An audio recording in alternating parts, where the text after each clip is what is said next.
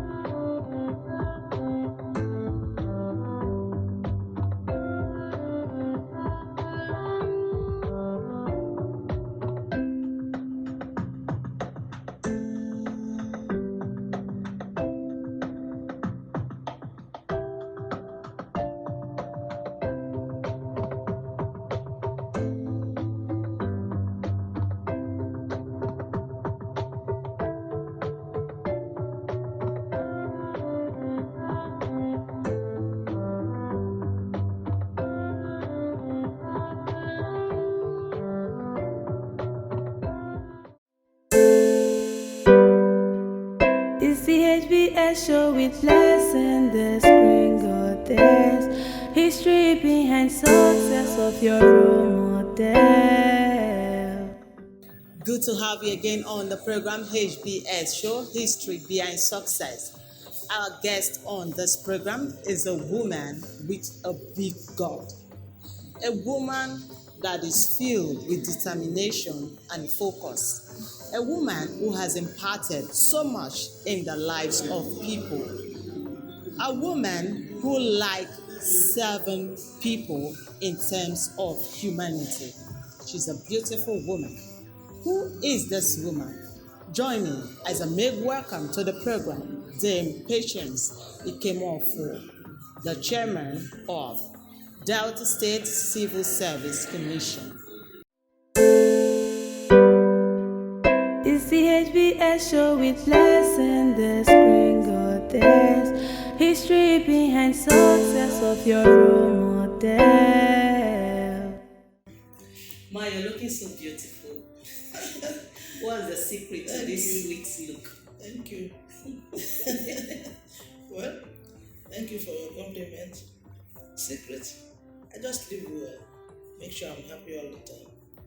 And make sure I eat well. I eat good diet. And I try not to wrinkle my face even when I'm angry. So that there will be no lines on them. And so that's it. And then, of course, above all, I must pray to God and thank Him for the one He has done and the ones He's yet to do. That's the secret, I guess. My children make me happy. Okay. So tell us, how was your growing up life? And tell us about the family you were born into.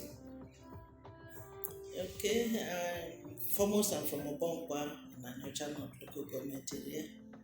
Born into the family of Chief Iloba Okwuofu and Mrs. Wanze Iloba Okwuofu. Both of them stark illiterates, they never broke chalk, they never went to school. But they were both determined, particularly my father was so very determined that all his children must go to school and possibly be graduates, even when he knew he didn't have the means. And so we were 7 in the family. We were 7, 4 girls and 3 boys. Unfortunately, some 2 years ago, the third one of the family, my sister, died. So we are 6 now left. With the grace of God, prayerfully, I shouldn't lose anyone that is junior to me again. Amen. It was a very traumatic experience. So I'm the first. First, I had a lot of challenges as the first child. My parents actually took me off their home when I was 3 years old and gave me to his brother, who was my uncle. Because apparently to them, the first child they had died, and they didn't also want me to die. Okay. Superstitions. So they took me out of the house at that age, tender age. I didn't know those were not my parents until I grew up actually, because they treated me so well. So I grew up with them. After that time, I never spent up to a month with my parents in a row. So I grew to be a determined child, to want to be a success. Yes. And by the time I left the primary school, my father said I must go to college. I must go to college. Again, the means he wasn't sure, but he said I must go to college. And then I encouraged them because by the grace of God, I was intelligent enough to be sponsored into the college. I got into Baptist Girls High School. Did the entrance, passed, did the interview and passed. That was when missionary schools were missionary schools. And so I was there at the boarding school. And whilst there as a young girl, I had visions. I knew I wanted to be a great person. But how I would do it, I didn't know. But I knew I was telling myself I would be great. Right in the secondary school? Oh, yes. Right in the secondary school. Sometimes I didn't have clothes to wear, but I said I would be great. I was always saying it. And I had somebody who inspired me. My auntie, the mother of Ngozi Iwala. She's my auntie. And everybody in their house were all educated, all graduates, some professors. Of course, you know she is a professor. The husband was a professor. Of course. I used to go and read with Ngozi Iwala in the primary schools when we come on holidays. And she will have a big book like that. Yes. Before half of the day, she's almost finished it. Whilst I'm still struggling with a few pages in mind. Of course, she had a good foundation and I didn't. So, but that even inspired me the more. I thought this is what the world should be. The mother, as I told you, she's still alive. She's my auntie. She's not Okwuofu. She'll look at me and say, "You look portable, you look really beautiful, you look this." And she'd make for me some dresses, short dresses at that time. It was raining. They used to call it pomfo. Wow. And she'd make it. And if it's a dress, I will wear it from a dress till it tears and I'll make it a skirt. Till it tears, I will make it a blouse. Yeah, you're just changing them. Oh, yes. And then when I got into the secondary school, my parents were determined that I must sponsor me. I must go through it. And so they inspired me and I inspired them with my results. I was a very good sports person. And so even when they drove those who didn't have school fees to pay, I was not driving home because of the sports. And but when my parents see me coming, I never got a welcome. Oh, you have come again. Ibiakwa. Because of the money. Because of the money. So as I enter, they said, yes, money. school fees you haven't paid. Of course, they know I haven't paid. They will borrow until they get my school fees, and I go back. Of course, when I go back, they will pay back the money. But that was how I struggled through my secondary school. By the grace of God, God was listening to me. I didn't know God then, but I would just say, this is my aim. Yes. I must be great. I don't know if I'm great now, but I'm very happy with what God has done for me up to this time. So after your secondary school, what? I went into the nursing school. Okay. That my uncle who took me at that tender age wanted me to be a nurse. I didn't want to be a nurse. But I got so many other jobs. But you say, you're going to be a nurse. At the end of the day, I was forced into nursing. When I started, it was the most horrible thing for me to get Yes, into. because you don't like it. I didn't like it. I was horrified, seeing blood. One day, a baby died in my ward, and I was made to carry that dead baby, to the mortuary. Jesus help me. That was the day I thought I would quit. No, this job is just not for me. Carry a dead baby from the ward to the mortuary. Oh. And so I was really horrified. They gave the baby to me. The senior nursing sister, the matron, gave the baby to me. Before I moved from here to there, I had collapsed with the baby. I collapsed with the baby out of fear. Yeah. And a midwife, or Mrs. Biosa from Onjubo, ran to me. They resuscitated me, all right, but she took the baby from me and took the baby to the mortuary. By the time they resuscitated me, I just got up and said, I'm not going to be a nurse. I won't do it again. But then I remembered that I was carrying something. I said, where is the baby? I said, okay, don't worry. I've taken care of that. Anyway, that was how I got into nursing. As time went on, I became very interested. As time went on, I saw that it was an avenue for me to assist so many people. So much so that when I finished as a nurse, I went in to do midwifery. And I became a qualified staff nurse and midwife. Some persons will tell you that nurses are common nurses. Yes, that's true. You hear it. Yes. And people even say it to me. That they align a common nurse to administer Yes. But of course, by our training, we're very industrious. By our training, we're administrators. By our training, we have the fear of God without even knowing it. By our training, we give tender, loving care to people. And that was when those things really happened. And so, but I want to put it on record here that nurses are not common nurses. They have the same qualification ab initio for entry with anybody who wants to be a doctor, anybody who wants to be a pharmacist, anybody who wants to be a lawyer. Their requirement was not lower because they are going to be common nurses. So for those who think we are common, we are not by any means common. I'm still a nurse till tomorrow. Wow. I'm still a nurse like that. That's my primary constituency. Yes. Any other thing acquired along the way is secondary. So I value it a lot. I used to own a maternity home, which was thriving very well. I had the opportunity of using to assist my people when any woman delivered there. I was attending to every type of ailment. I had visiting doctors at Obomba.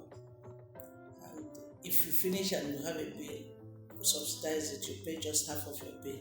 Wow. And I subsidize it.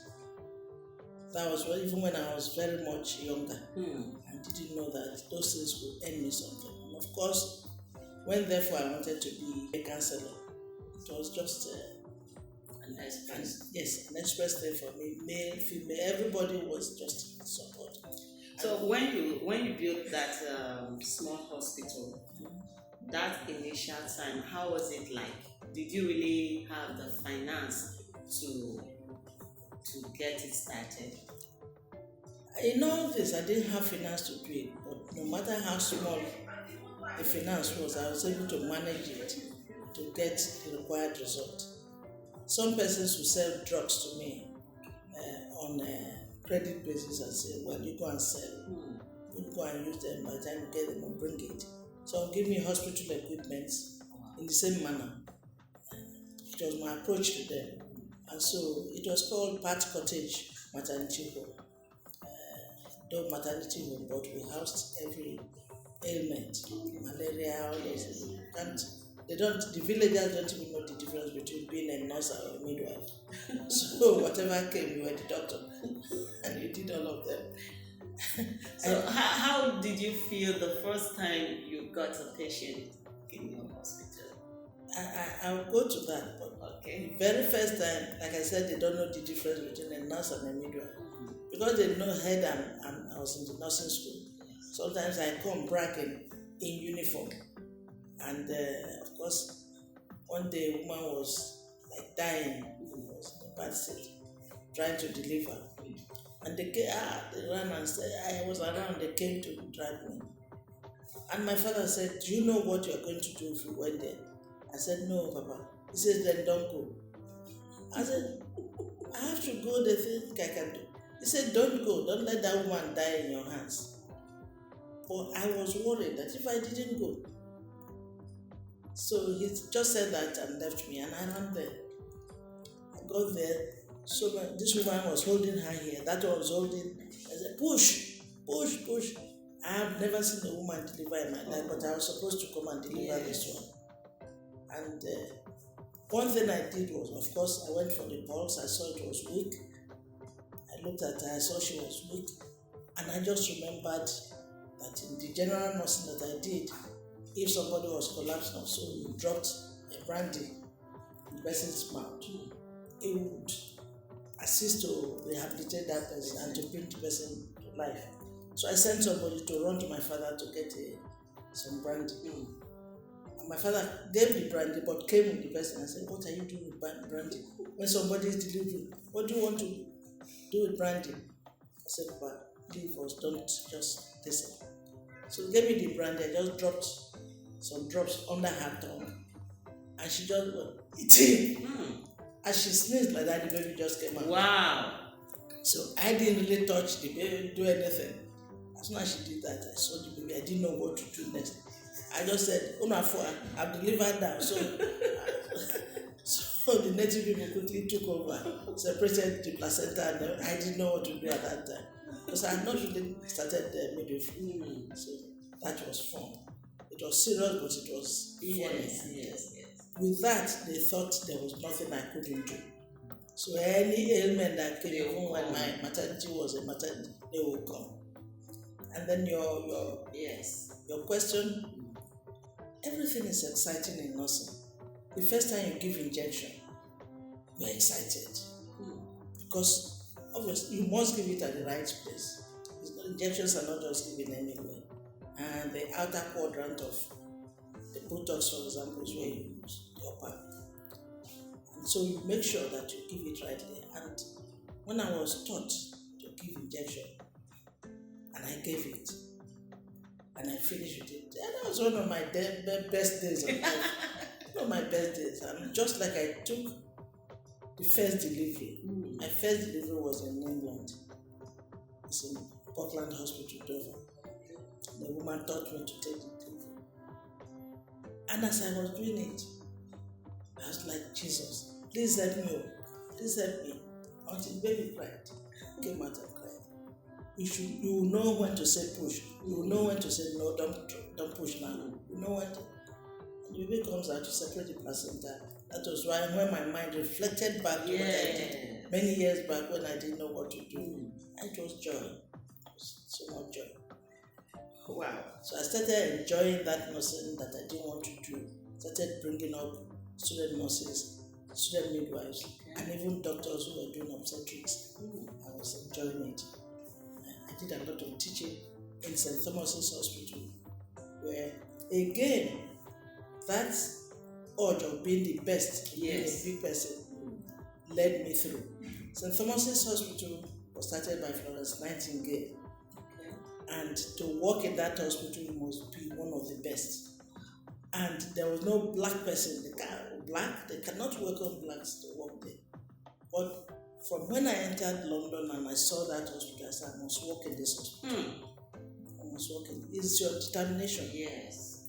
At the end of the day, one day I just walked into the place and asked for persons who could employ me, and they sent me to a woman. I got there. I said, I would like to work in this hospital.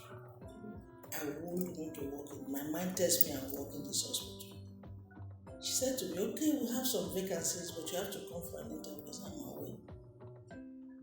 That woman was interested in me because she knew that they don't take black people, but because she had a relationship with a Nigerian, an Igbo man, Okay. she very much wanted me to work there. So the day they gave us for interview, we came there, we were 5. By the time I finished, there was no doubt between her and the others that they should give me the job, except for the color. Wow. But at the end of the day, I got the job. So I became one of the first black persons to work in St. Thomas's Hospital. St. Thomas's Hospital, if you work there, you're on top of the world. It's like you dress like Nightingale. You change 3 times a day before you finish your shift. It was a pride to work there. So again, I enjoyed working there. That has been my journey. Wow, you're still on the program HBS Show History Behind Success, and my guest on the program is the Executive Chairman of Delta State Civil Service Commission, Dame Chief Patience Nkem. Stay tuned, we'll be right back. It's the HBS show with Les and the screen goddess. History behind success of your role model.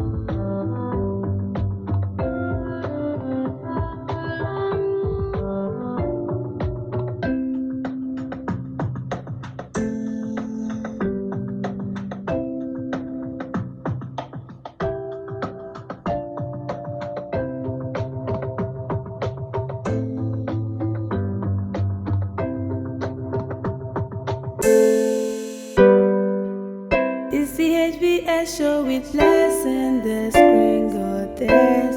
History behind success of your role model. Yes, you're welcome back. You're still on the program HBS show. And my guest is still the executive chairman of Civil Service Commission, the Patience Nkem. A woman with determination, a woman with a big God. Tell us, what was giving you that drive and determination to make sure that this thing, I need it, I must get it? Well, like I told you, my parents never went to school, so they can be qualified as the poor ones in the society. But of course, very credible parents. They were good. My mother had the first child was a girl, and the second a girl, and my father got angry.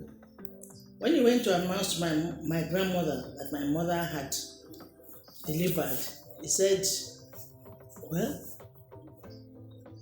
she has delivered again. No? My grandmother said, what do you mean she has delivered again? In my language, it says, Ote Mokwa. And my grandmother said, what do you mean? Is she not alive? Is the baby not alive? They are both alive. Well, she's giving birth to a girl again. What am I going to do with a girl? And so, based on that, when he goes to the farm in the morning, he won't just come back till very late in the night. So he doesn't give my mother food. He doesn't. Useless woman. He gave birth first time a girl, second time a girl. What am I going to do with girl? She grows up, she gets married, and that's all. And so, my mother kept telling me that story, kept recurring. And based on the occurrence of that sort of story, I got a challenge that I was going to do better than men anyway. I'm determined to do better than men, make my mother proud, so that my father can see that whether you have a girl or boy, it didn't matter, you had a child, and whichever will be something, will be something, be somebody. It was not involved for poor people like the sort of family I came from to send their daughter to school. What for? Everybody will ask you, what for? And so when my father was determined that I'll go to school because he didn't go, and indeed that all his children will go to school, it was a matter of people dissuading him and letting him know that it was useless doing that. You don't even have the resources. The little one you have, you want to use it to send the girl to school. The girl will finish tomorrow and somebody will marry her off. And you are lost. You've lost everything. Lost the money you used in training her, lost the girl to another man. And so, in hearing all these stories over and over, I was more than determined to do a lot better than Mrs. Okonjo, as I told you, my auntie, to beat her record, indeed to be the best around the community and everywhere around the community. This was one of the reasons why I had that challenge, that drive to continue to work harder, 10 times better than other people. And so I was that determined. Every good child will want to do that for the parents and leave their legacy protected. So it was that drive that they were on the poor, can be described as poor, that gave me, and I saw around that it's the poor ones that really make it more than the wealthy ones who already have this silver spoon in their mouths. So where the wealthy ones tried twice, I tried about 10 times. Apart from the fact that, that time when I was a young girl, come back from school, from college, driving back, my father would show me one little gun and say, if you get pregnant, I will shoot you with this gun. You hear what everybody is saying, And so I made it a point of duty not to have anything to do with any boy. Indeed, they had to beg me to marry. They had to beg me to marry because I was now driving into getting something and making myself great in life. So tell us, how did you get into politics? I was working at Okwuofu as an expert, as a consultant to the Okwuofu had a federal road highway maintenance contract. We were all expatriates and very few Nigerians. And so they approached me and gave me a job of consultant in that company. And I was doing it. Whilst I was there, I had a friend who was a councillor in Anyocha. Then Anyocha was not divided into south and north. And we were living together in the same house. And so one day she told me that, oh, they were opening a clinic, could I come and open that clinic for them at Okwuofu? That I was to buy everything that was needed. Oh, I said, thank you. And so I waited for them to give me the papers and asking me to really do it, not going by her words of mouth. And by the time I could get the paper, she had given it to somebody else. Oh. She had given it to somebody else, and she didn't tell me. Another councillor in the council now said to me, oh, I thought your friend wanted you to do this job. But at the meeting, she promoted somebody else, and they've given the letter to the other person. I said, is that so? So I confronted her. Is that correct? I hear you have given her that job. I said, oh, somebody forced it on them. I said, no. They told me you sponsored that person. They told me you sponsored the person. Okay, no problem. That was a challenge to me. I felt, well, I'll go into that council too. I'll go into that council and I'll see whether I see how things are done there. So that was the only reason.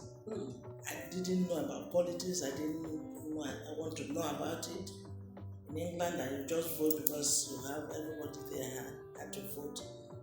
So when there was an election coming, I put in for the election. She also put in for the election from their own side. Yes. I won my own ward and she lost her own. So I went into the council and she was out. And I also told her, I'll give you a job in the council. I'll give you a job in the council. I said there's no money in the council, but I'll give you a job. Just like you told me there's no money there.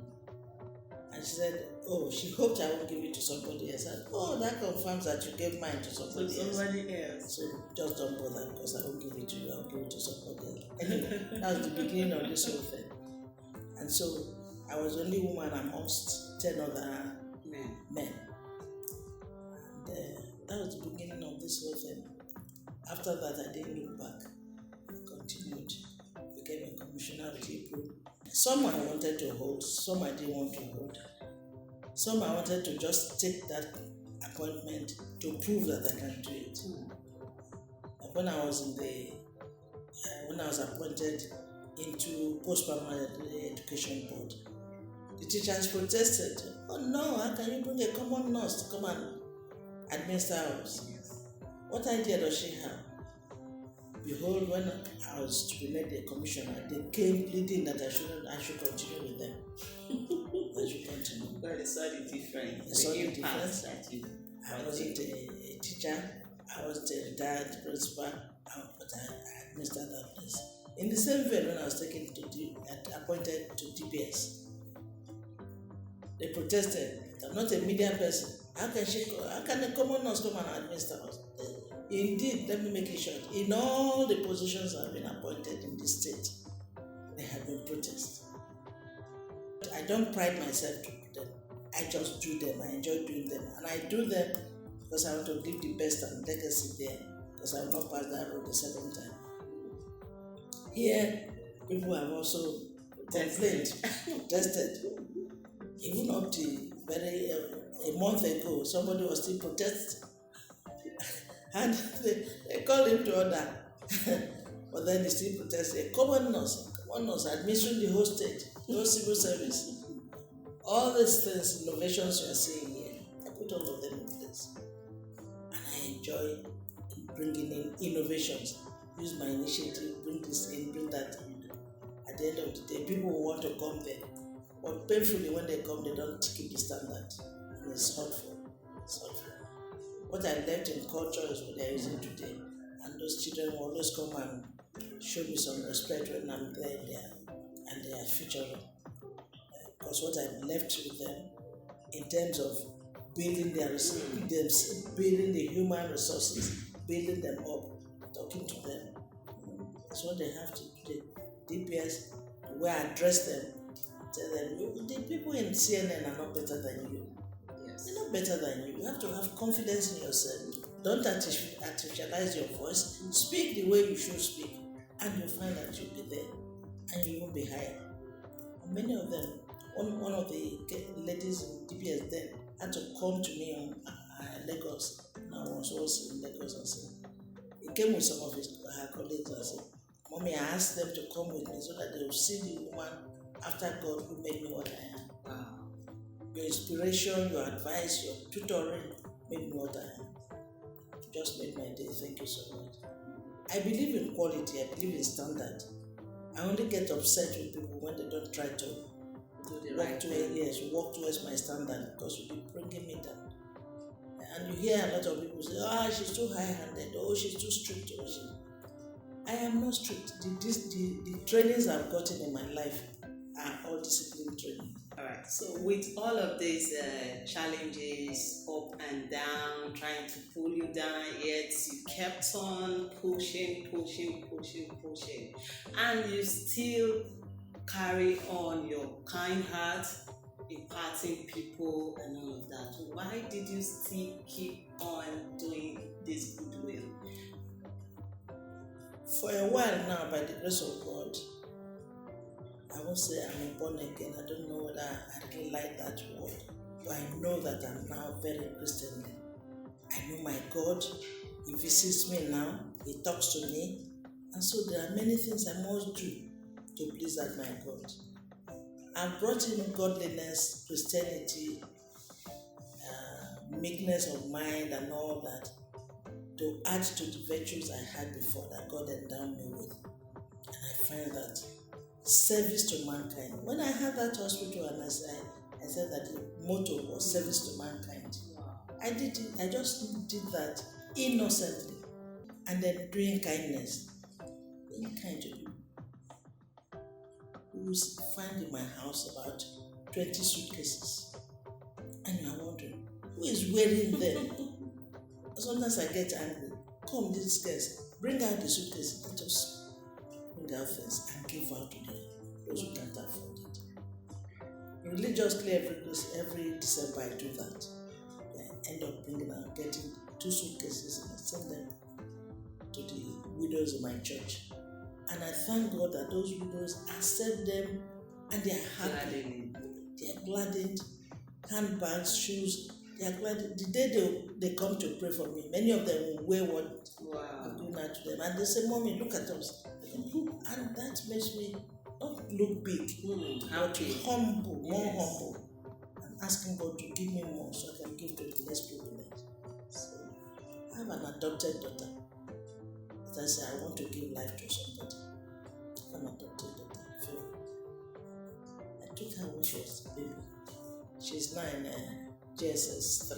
Wow. And she's proud to be my daughter, and I'm proud to have her as my daughter.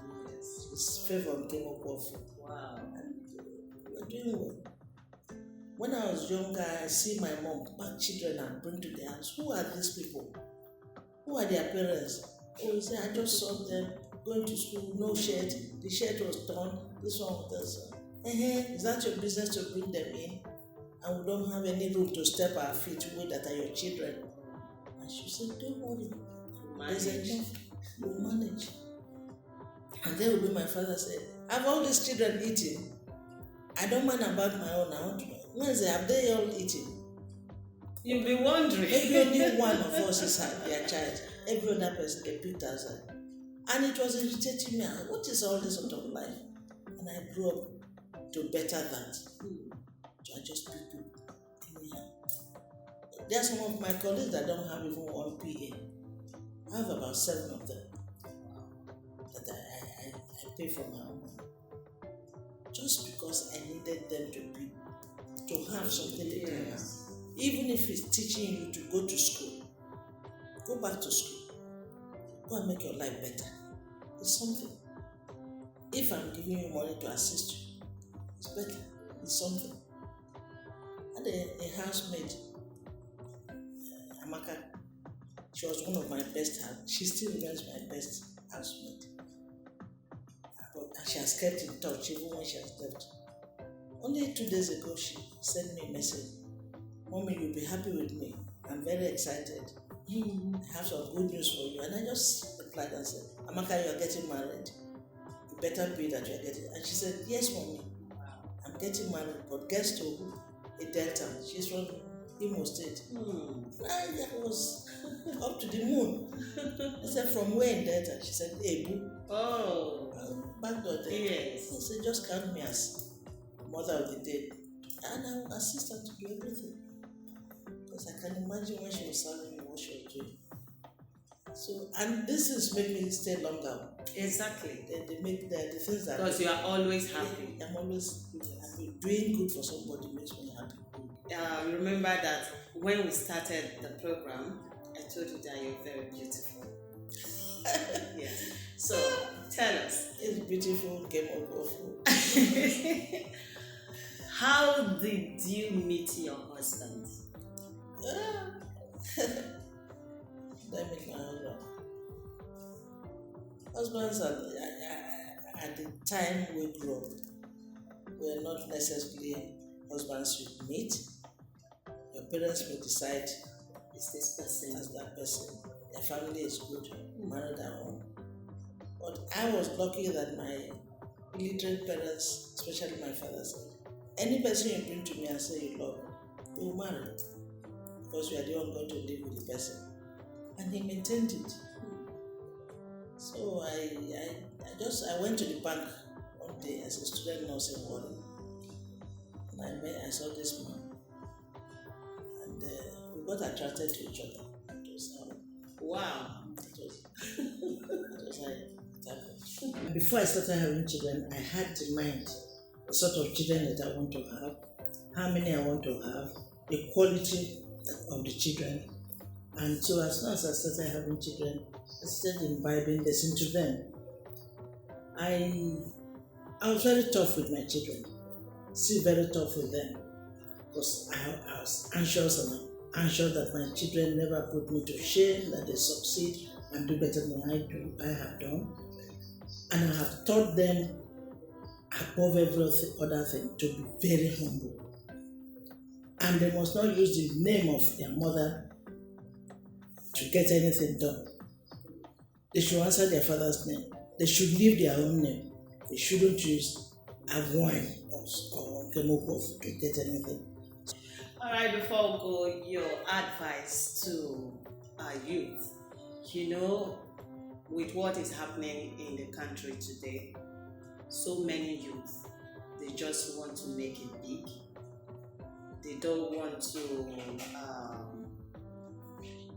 persevere for any reason. They will attribute it to not having a job and all of that.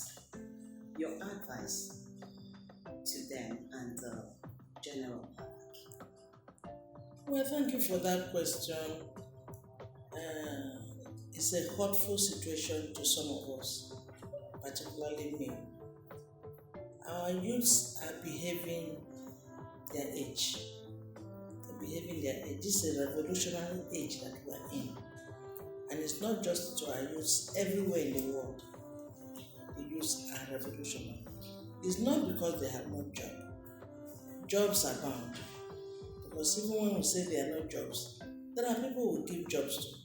They come for a few months and you don't see them again. They're impatient, extremely impatient. Extremely impatient.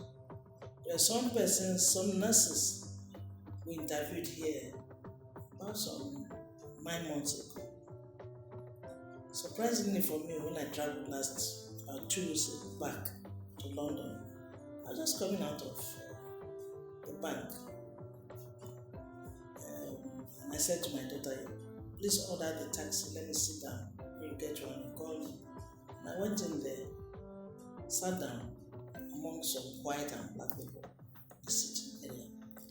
And as I sat down, a boy went straight on his, belly, straight ahead. Mommy, I'm going. Hey, nice to see you. I said, no, not in London. Waiting happen. Who are you and where are you coming from? Oh yeah, get up. He refused to get up. Say, touch my back. You know, I don't know if you know, I'm used to touching people's back. Yes. So don't want. That's my blessing to them. And I said, okay, I touched his back. I said, thank you for taking my blessing. I got up. I said, have I met you? He said, yes, ma'am. Amongst, you interviewed us recently, nurses. Amongst all the women, I was only man. And you said you must take that one. And you asked me what I was doing in the midst of women in their women profession. And I said, well, that's where I found myself. And you gave the impression you must employ me. And that was true. I employed him as that boy. And I saw him in London. I said, what are you doing now here? He said, I've relocated to London. And that was just about 5 months back. He showed me photographs. I took photographs with him. When I came here, I shared it with my colleagues. They all remember them. I shared it again at higher quarters. Many of them have left. Exodus, they've all left. But they have jobs. What am I trying to say in talking about this? I'm trying to say that it's not necessarily because they don't have jobs. They have jobs. Some go away. Some just wander away and abandon the job. Send people to school for study leave. They sign bonds and go. They get there, they just abandon it. They don't come back. They don't come back again to the job. But they sign the bond, will finish and come back and give service. They wouldn't come. And what does the law say about that? Dismiss them. Yes. They walked away from their job. They absconded. So we regularize it here. But the truth is that the youths of these days are not just patient enough. They need to aspire. You don't aspire to become a kidnapper. You don't aspire to become an armed robber. I just said I aspire to be a great person. Great in the sense, you don't never see the house of an armed robber standing there and say, oh, who owns that beautiful house? And somebody will say, oh, that armed robber there. You don't see it. So they should create models for themselves. Look at persons in their community, for example, standing from and say, I must be like this person. I must beat this person's record. And aspire to do it. Where did the Senator Dr. Ifeanyi, where did he start from? Was he just that big man from a big man's home? No. It comes from a little teacher's son, being a little teacher's son. And by the grace of God, look at him today. Because he's patient. When he went for the first election to be chairman of his local government, they said, no. They took somebody else. He didn't quit. He became secretary to that local government. He has been patient in many ways. And now he's going to be patient and he will become vice president. Patience pays a lot. And if you want to see model of children, you go to Okwuofu's house. If you go to any occasion, you see the children, the daughters, serving like their housemates, serving like they are paying them to serve. It's no magic. It's just being patient. Wait for yourself, your turn. Be humble. And humility has a lot of reward. God bless the humble. We have a governor too who is a model. You can never be rude to an elderly person and claim that you have a right. That's true. As far as the governor is concerned. No matter what, you cannot be rude to your senior. No, you don't accept that. And he's always blessed for doing that. So we have enough models to imitate to follow their footsteps here in Delta State. We're looking at a vehicle outside. I don't know the names of my motor. I don't know, I've never known. It was only one, Mazda, panel van that I was in love with, that I was like, that I know the name. The others I don't know. A car is a car. But they tell me, no, mommy, a car is not a car. If you enter this, you will see the difference. When I still enter, I don't see the difference.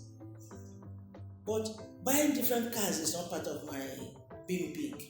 It's not part of what I'm looking. But a boy that has no, or a girl that has no job is already looking at that sort of car to ride. But you are not in the line to making it happen. So you end up stealing somebody else's soul. I don't pray for that for our children. Every time now we're praying for them. Let them do that which they must do to be greater than their parents. Yes. The girls going to the streets. What are you looking for in the street, for crying out loud? What are you looking for in the street? Nothing, and no excuse. There's no excuse you give me that will make me say, yes, you are justified to be in the street. No, now. No. There's still a place for honor. Yes. Especially for womanhood. There's still a place for it. So you have a standard for yourself. And you move on to get into it. And on the way, you are moving on, you see somebody who is better placed. I say, okay, maybe my standard is not going to be good, I'll beat this person soon. And you move on to do it. I'm pleading with the youth of these days. Pleading with them. Thank God that in PDP now, which is my party, they are giving a lot of attention to the youths. Yes. To occupy the youths. To give them something to do. To make them have a feel of belonging. I plead with them. They can get anything they want to get in this life.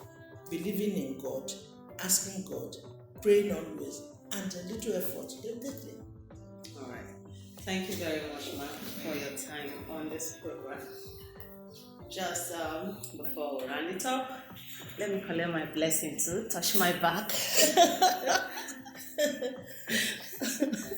All right, we've come to the end of the program, HBS Show, History Behind Success. No doubt you enjoyed this particular episode. I got that word. Be patient and aspire to become a successful person. Patience in life will give you your desired requirement. And don't forget to subscribe to our YouTube channel, HBS Show with Blessing. I am Blessing Okwuofu. We'll do it again next week. It's the HBS Show with Blessing, the screen goddess. History behind success of your role model.